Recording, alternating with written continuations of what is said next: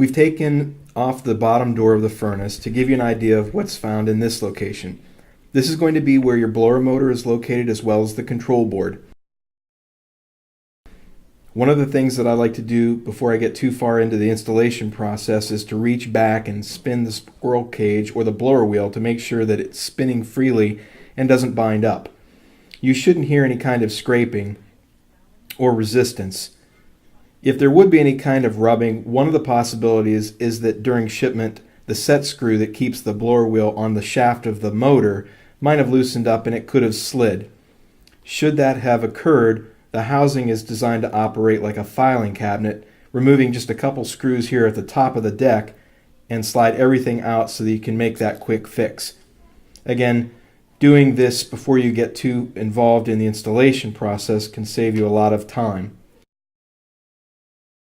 The control board, which is located here, is pre-programmed for a certain sequence of operation. It also performs multiple safety checks and receives your thermostat wires located here on the side. This is how your furnace is going to be placed either into the heating or cooling mode. There are multiple safety checks, and if there would be a problem to occur, right up here is a little LED that's built into the board.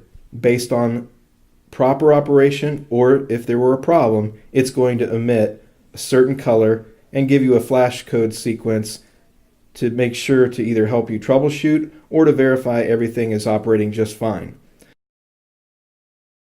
Built into the board also is a 3 amp automotive fuse. If this were removed, the furnace would not run.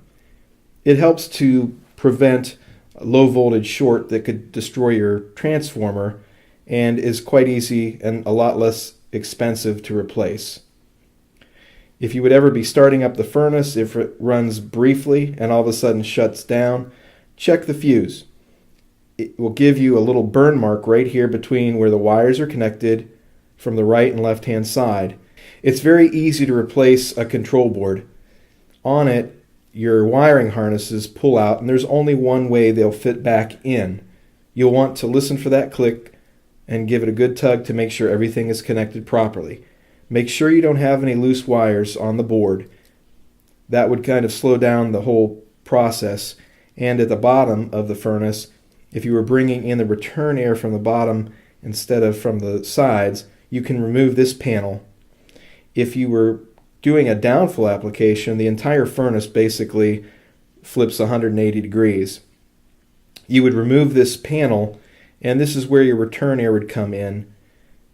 Your return air would be at the top of the furnace for a downflow application.